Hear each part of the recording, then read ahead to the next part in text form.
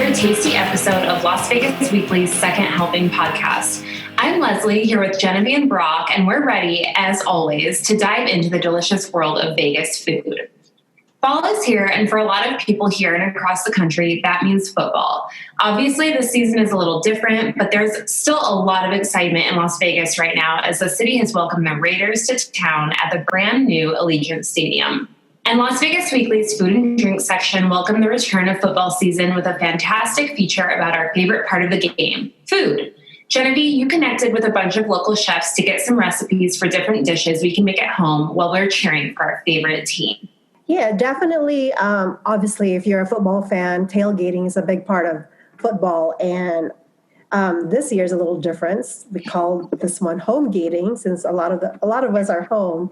And even though we have this brand new stadium, none of us can go to it yet. So a lot of tailgating will be happening in our own homes with either just family or a select few friends. And it was great to talk to chefs and who gave us a bunch of cool recipes to try out at home, including super easy seeming hot dog, the Raiders dog from Corey Harwell from Carson Kitchen, and a more complicated brisket recipe, if you have the time, from Bruce Coleman.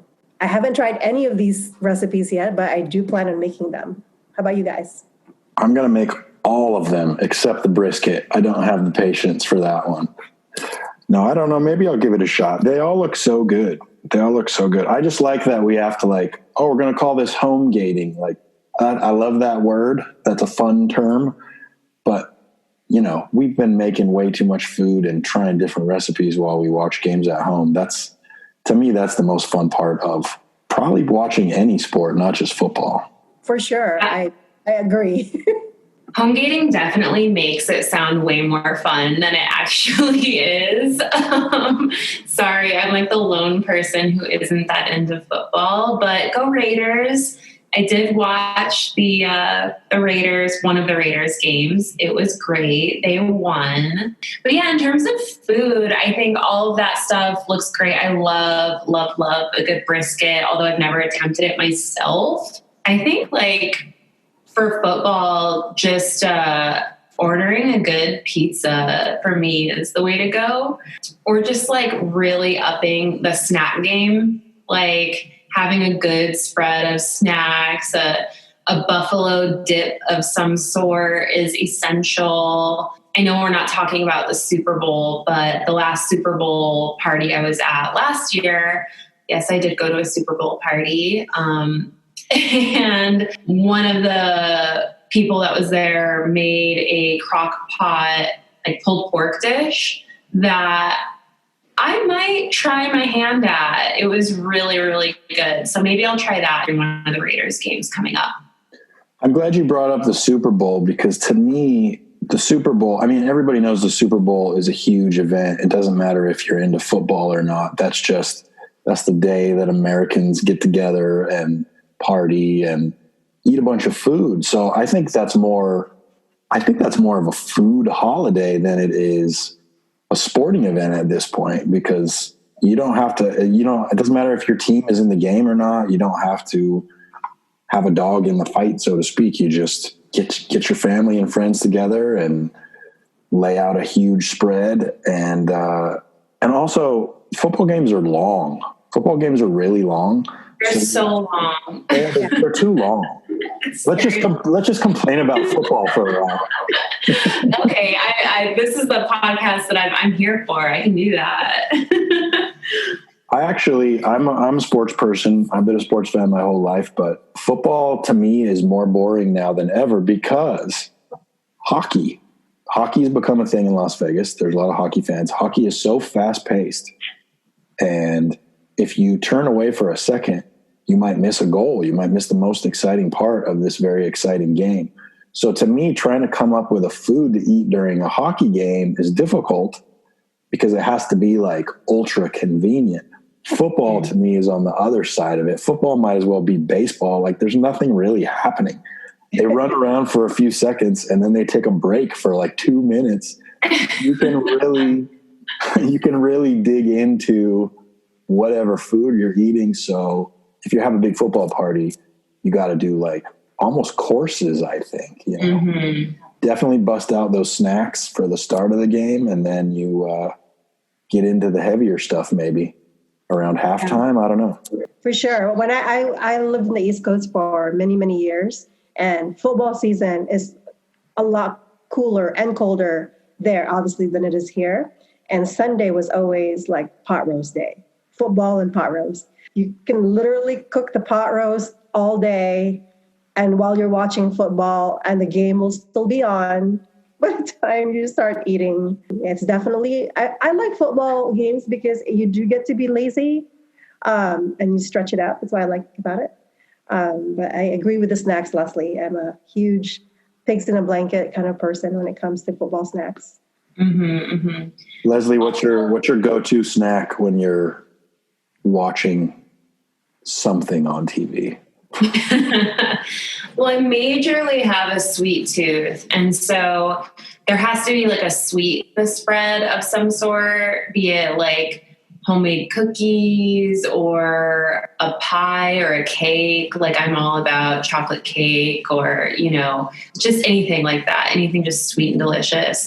In terms of snacks, honestly, like a good homemade dip is just like essential. Or I also really refuse to buy like store-bought hummus at this point. Like it grosses me out. So like making my own hummus and then just eating that during a game, that's like way more rewarding than just like eating Sabra or something. And then, you know, you can eat like veggies with it too, like get some, because, you know, you're very health conscious when you're watching these games, obviously. You want to get a good vegetable base layer to pile on the stuff that you're going to eat later on. Exactly. Yeah.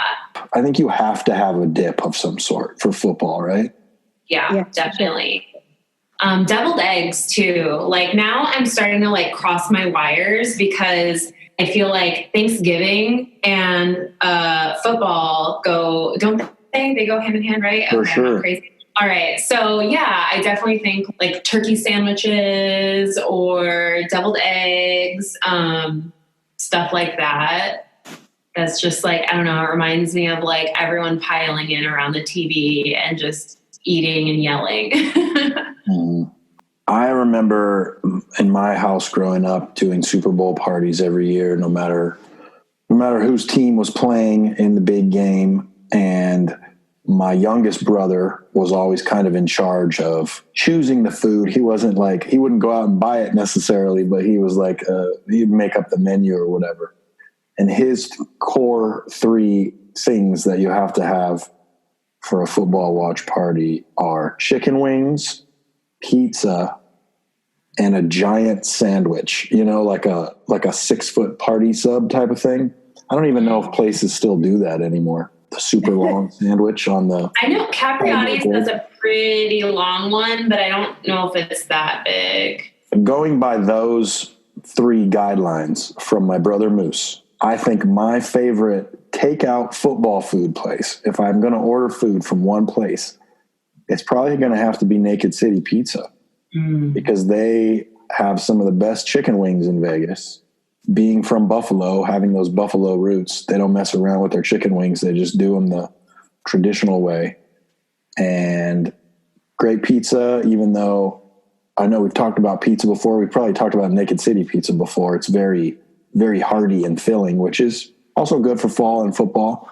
And they have great sandwiches too, you know. Naked City started off actually as a little sandwich shop downtown.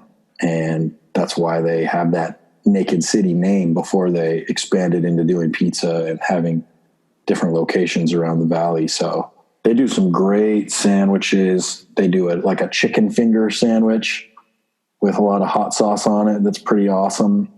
And then they do like the traditional Italian cold cut subs too. So that's my go-to spot if I'm going to try to get all my football food from one Vegas restaurant. Are you guys chicken wing fans? What's your thoughts on chicken wings? I love chicken wings. Not very hot. I don't do a lot of super spicy stuff, but I do love chicken wings, buffalo wings for sure. In high school, this is like not very foodie of me, but I loved me some Buffalo Wild Wings.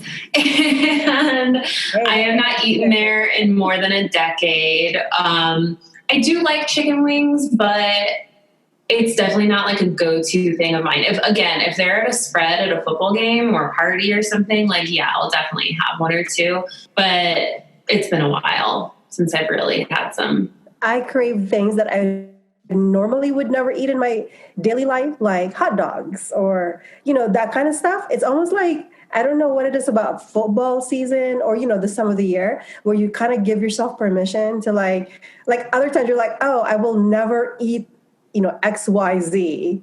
But then you see it in a football buffet at somebody's house or whatever. And I'm like, yeah, I'm going to eat this. And I feel that way about hot dogs. Like I don't usually eat hot dogs ever. And then somebody give me a pig in a blanket and I will eat like 20 of them. Yeah, I love hot dogs. You guys already know that.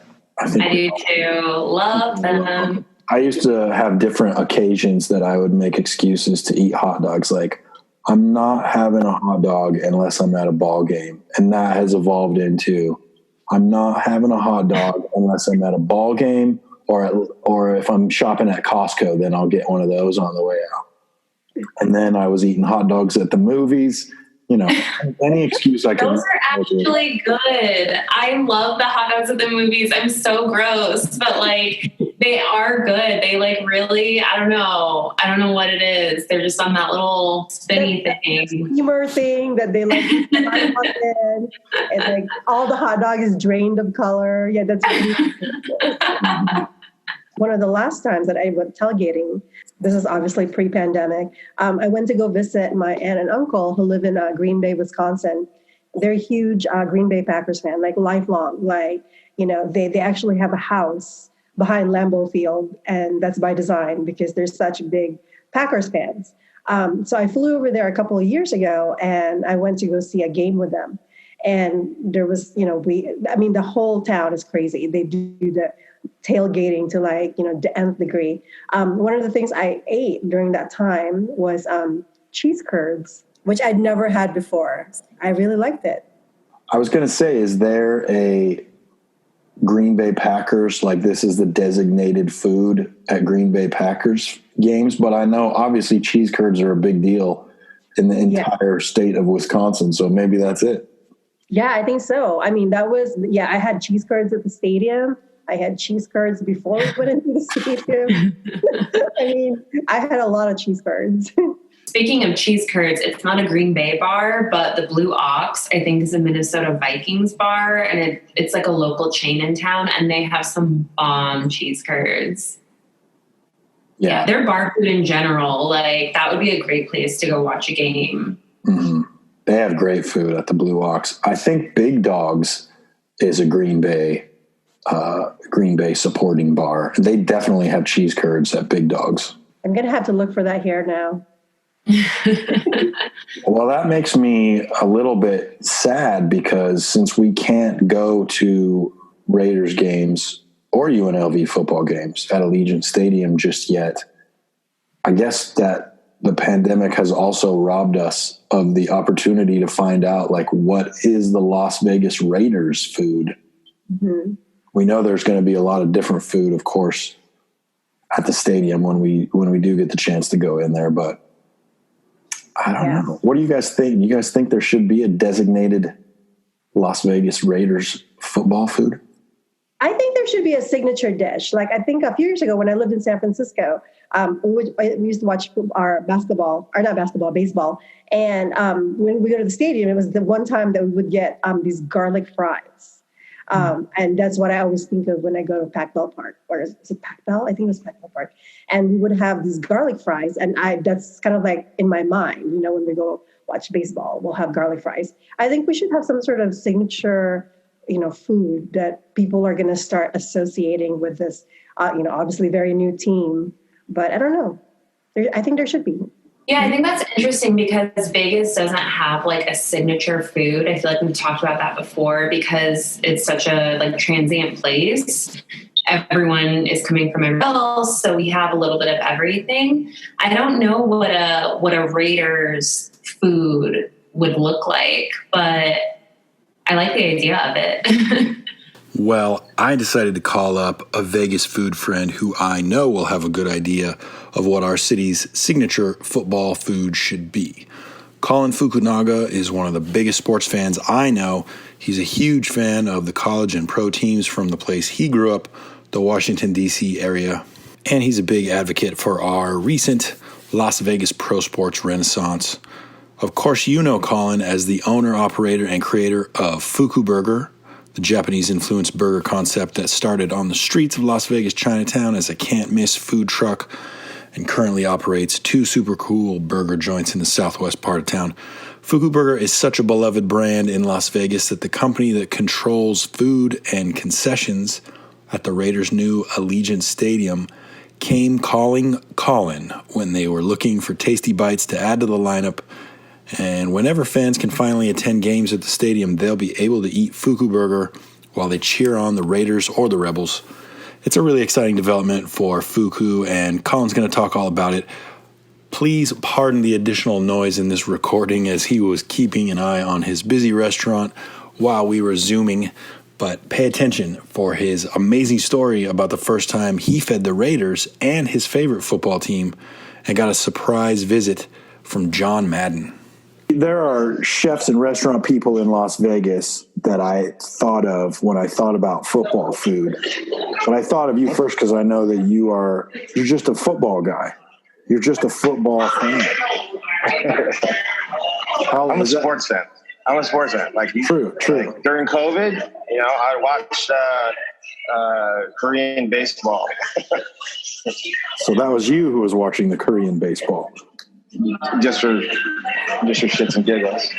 Yeah, no, I think most of the times that we've run into each other in the last, years now, probably all we ever talk about is the Golden Knights. So now that we've got football in Vegas, you must be super excited. Elated. I mean, even more so for UNLV because it's going to be such an amazing recruiting tool that you can bring these 5-star recruits and say, guess what? You're going to play in this dome. So you rub out with, pro athletes, trainers, scouts, all kinds of stuff. Like it's going to be a definite advantage for UNLV. Hands down. Yeah. Yeah, it's going to change everything. UNLV's not going to be terrible forever now. We know that. No. I think it's because it happened to Utah, right? When the Olympics went into Utah, the Winter Olympics, they upgraded all of the facilities, and the basketball team and the football team were the biggest beneficiaries of that. Mm-hmm. And now they were like, bubble top 25. Now they're like always like top 15, 20, top 10. You're one of those people that has lived in Vegas for a long time, but you got teams already. You already have a football team, right? So, here we go. Yeah. I don't want to get into all that. I'm just saying It's strange to have a team already and be such a supporter of Vegas sports. And now we have the Raiders. So like we kind of have to go to the Raiders, even if we don't want to. Yeah, personal thing too. Now with a New York Rangers fan your whole life, but the Golden Knights are coming into your restaurant and supporting your restaurant. You're a Golden Knights fan. Sorry. But, it's a born and raised team here, so that makes it easier. But now that you have a football team that you probably disliked or don't care about their fan base, now they're your home team. Yeah, it definitely changes the scope of things. So I grew up in D.C., so I was a Redskin. I professed it. I've fed them before. I've done catering jobs for them before. So the Washington Post actually did an article about me growing up in the DC metropolitan, and that I'm some lifelong Redskin fan. So all my friends are razzing me now, because you're in the stadium, you're gonna switch allegiances. I'm like, it's so difficult because football it's not like a lot of other sports where you can just have your allegiance change without getting hated on. So bad. Yeah, you just got to find a way to root for both. In our house, we're a Bronco fan, so this Raiders thing is not cool. Yeah. No shit. I think we're going to be, we want the Raiders to do well, but not when they're playing the Broncos. It's more visceral when you see the players in the grocery store, in the restaurant, at the gas station, and if they're cool to you, you're like, oh, how can you not like them? How can you not support them? Or like they're doing something for a charity or for your school, or donating to the place that you support. You're like, how can you not fall in love with that player that represents that team, that represents your city? There is a Fukuburger in Allegiant Stadium. We can't go eat there yet because we can't go to the games, but you are one of the handful of local vendors that were brought in to be part of the concession offerings for the first year. How did that all happen? I mean, really out of the blue. I didn't expect it. Levy group got the contract for the stadium, and they called out of the blue. They said, hey, would you be interested in being a part of the Raider family? And, I don't have the buying power that Shake Shack does. I think they charge them like $250,000 just to go into T-Mobile. And they're like, well, we get a lot of traction from some of the venues like Levi Stadium, where the fans enjoy the fact that we pick local brands. And we want to go that route in Vegas, and so do the Raiders. So I was like, oh, that's awesome, and we didn't have to put any money up front, which is cool. They took care of all of that. It's a huge investment on their side, so they had to do a lot of betting. I'm assuming, or that's what they said, and very honored that they came to ask us. And a lot of choices out there. I think it's so cool that's like a trend in stadiums and arenas now, is that they're making a mix of more traditional sports food concessions, kind of generic stuff, as well as local brands in whatever city. And we've seen it at T-Mobile pretty much from the beginning. We see it at the Las Vegas ballpark out here in Summerlin, and I think it just like using food to like strengthen that connection to the community is pretty cool. Yeah, very, very much so. And I love the partnership with Levy, because they really stress not just the consistency of food, but they also have like secret shoppers that are looking at you are taking care of the guests. They want to make sure the guest experience is paramount, as well as the consistency of the food. And that's where our employees felt that we striven for in our, as our concept since the food truck days, guest interaction. When you do get the chance to serve people at the stadium, are we going to see the same stuff that we get from your restaurants and from the truck? Are you going to have some different burgers or different offerings special for the stadium? So the biggest challenge is to produce that on that scale, right? 65,000.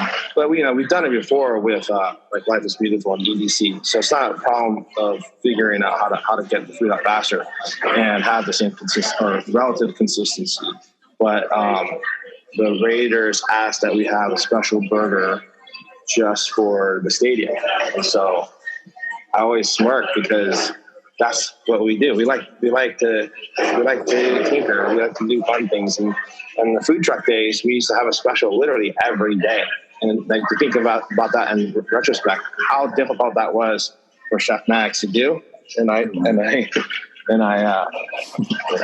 held them to that. But we did it's called kurotogin. In Japanese, it means black and silver. So we have a black and silver burger that's just going to be offered in the stadium. It's going to be like a bacon slaw over the fufu patty. It's really good. And it was awesome because we had to do a tasting for the Levy group, and then we had to do a tasting for the Raiders top brass in a top secret location last January, and all the concepts were had to impress the. Well, you pretty much were in already with Navy, but you did have to go to one last week, and that was the Raiders, to make sure that you were a good fit for their brand as well. And my advantage was that I have an amazing designer, and he helps me do like video. I was like, can you help me put together a video, because I don't want to just do the food presentation. I want to have a video demonstration. So I brought a little TV, and then he cut up a bunch of videos. But one of them was included John Madden. John Madden, I met doing I did a catering for the Redskins at the Raiders Coliseum, and we happened to be cooking right next to John Madden's bus. And I didn't know it was John Madden there, but yeah, so we could get some samples. So I got to meet him, and it was so cool. But I got back to Vegas, and the head of security sends me a video. And he's like, "Hey, you gotta listen to this." And it was literally John Madden talking about Fukuburger for like 2 minutes. It was like the fightest guy out from Vegas, and he outsources the food, and he feeds the Redskins after the game, and rah, rah, rah, rah. But I was so nervous talking to him. I forgot to give him my card, so he never says the name Fukuburger or my name, but you could figure out that was me. And so I made a YouTube video of it in the presentation for the Raiders. So they're eating the burgers, and right when they're eating, I click on the video, and on comes John Madden, and he's talking about it. It's a audio, but I have a picture of him, and they're all like staring at the screen, like, "What? He came to your restaurant?" I'm like, no, this is at Oakland. I already did you guys there. And like that burger that you're eating right now, the katsu. Yeah, listen. Yeah, he's promoting the burger that you have in your hand.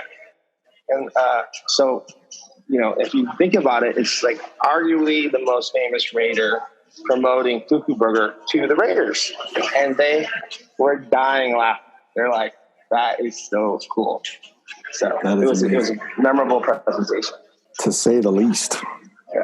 So one of the things we're kind of debating in this month's episode of the podcast is, like, what is the perfect football food? Because obviously, like, you go to a baseball game, you're probably going to get a hot dog. Yeah. Or at least they're going to have hot dogs. There's an obvious connection there. But the other sports, I don't know if there is like an official food that is so widely recognized. A burger for a football game, I've certainly had burgers at football games. Yeah. What do you think? Is there something that is closely connected to football? You're talking about at the actual stadium, not at home. I mean, both, really. Okay. Well, do you have a watch party food that's your go-to food? Well, at home, you can get more creative and more messy. At the game, you want to, have something that's more deliverable back to your seat, right? Because there's always a propensity to drop it all over the place, and you get it all over your clothes, and there's no, and you got to wait in a huge bathroom line just to clean yourself. At home, you don't have that problem. So I would say at the games, you want to make sure it's more compartmentalized and, easy to eat. So I would say dogs they're ideal, but of course I have to plug in burgers. So you just got to make sure you have a really, nice, neat, good looking burger. Our packaging is, I think people are going to like our packaging. It pops. Good job to Levy for helping us pick that out. So you'll be able to see it, and it's going to be eye catching when you are bringing it to your seat and someone looks at it like, oh, where'd you get that? And I will, from day one, like my dad used to always have a problem, like, don't make your burgers look better in the picture than you actually get it. So I've always lived with that thought in my mind when we present the burgers. Make sure it's open face, it's Instagrammable. Make sure because we're all about taking pictures of our food these days. So what's the best food? Burgers and fries, man. What if you're throwing a Super Bowl party and you're cooking and I'm coming over? What's the spread, man? What are you feeding me? What's that table look like? We're gonna do an homage to Hot and Juicy. We're doing some garlic butter spicy shrimp at the house. Definitely doing wings, twice cooked wings. So I'm gonna pressure cook them, and then I'm gonna fry them. So they're gonna fall apart like adobo. We're gonna do some nachos, but not like the. We're gonna cook our own. We're gonna fry our own chips, our tortillas, and cut them into nacho pieces. What else? I think that's that's a good start. But of course, yeah, you got to have the grill fired up for some dogs and burgers, man. For me, I like a lot of accoutrements. I like just, go straight to the jugular when it comes to burgers. I've always been a purist in that sense. But I created it with a menu with mags, so it would go into 6 completely different directions. We're doing Asian Restaurant Week right now, which is giving awareness to the census, and they wanted us to do a special. So I'm always about the smash burger. I'm doing it twice, two onion smash burger. So one is you smash it with the grilled onions, and then we top them with the tamago onions, crispy onions on top, piece of cheese, a dab of ketchup, and the fuku sauce. Freaking amazing. So good. So simple. I'll take that. That's the football food for me right there. That's it. That's the official Las Vegas football burger. I declare it. Twice fried onion, for sure. Okay, team, second helping. It is time to wrap this thing up with our monthly installment of the best things we ate this month. Leslie, do you want to start? The best thing you ate in September? Sure. I haven't been going out very much, just like with the pandemic and everything. But Lindo Mishakan, the OG location on DI, is doing takeout. And there's something really awesome about getting like a big Mexican food spread at home because, you can go pick up like Roberto's or, whatever, what have you, a little like small taco shop. But to get like that spread at home, that's not something I would have ever done pre-pandemic. So Lindo, I am trying, I think I've said before, to cut back on my meat consumption. So I went the pescatarian route. They make a really, really good ceviche, and their shrimp fajitas, like I do not know what they do to that shrimp, but it is so good. And just fajitas and ceviche, and I was a happy girl. What about you guys? Speaking of shrimp, I'll go next. I had a very delicious dish this weekend at Carson Kitchen. They just rolled out a new brunch. I think it's only in its second week. Their take on shrimp and grits is phenomenal. You wouldn't, you think shrimp and grits, brunch food, you kind of have an idea of what it is in your mind. Their take is very interesting. I would say it's very Asian forward. It's got fish sauce. The Vietnamese fish sauce. There's calamari on top. It's a little drier shrimp or grits. And then there's, grilled shrimp on top and some Fresno chilies. Really, really, really good. Highly recommend it. Carson Kitchen is such a great comfort food type of place. They have so many. I would love to see. I know the Genevie, they contributed that hot dog recipe for the home gating thing. I would love to see like a Carson Kitchen full-on football spread. That would be amazing because they have those like great appetizers there too, that bacon jam and the fried chicken skins, like just totally indulgent snacks. I highly recommend the new brunch menu, which by the way is our issue this week. We did a story on brunch patios, and that's why I visited Carson Kitchen, but they have a new brunch menu that is just fantastic. They have a French toast sopapilla that is so delicious. Leslie, if you have a sweet tooth, you have that sounds so good. Yeah. You guys can't see my face, but I was just like, what? Yeah, and French toast all in one dish with mascarpone cheese. Oh, it was so good. Definitely go. I think that's going to be the best thing I ate next month. I'm on my way. I'm going to go back to the football food talk because probably the best thing I ate this month was Frito pie. You guys know about this, right? Mm-hmm. So my wife is a big Denver Broncos fan, which means that so am I. And we used to go to the one of the Bronco bars in town, the Roadrunner Saloon on Buffalo. We used to live right down the street, and we would go there every week and watch the games. And her favorite thing to eat there on their little special Sunday football menu was a Frito pie, which is just Frito corn chips with some chili and some cheese and some onions. So with the return of football season, we decided to whip up a home version of that. So I made some chili with ground turkey and hatch chilies that we roasted a while back. We've got a whole bunch of little Ziploc bags of frozen roasted chilies to pull out whenever we need to get some nice roasty spiciness into our food. And it turned out pretty good. The key to the Frito pie is that you have to have raw diced white onions on top. To me, you have to have that. We hope you enjoyed this special football food edition of Las Vegas Weekly's Second Helping. Thanks for joining us. Now you can get your Frito pie or your chicken wings and get back to the game at your leisure. Very special thanks to Colin Fukunaga and his crew at Fukuburger.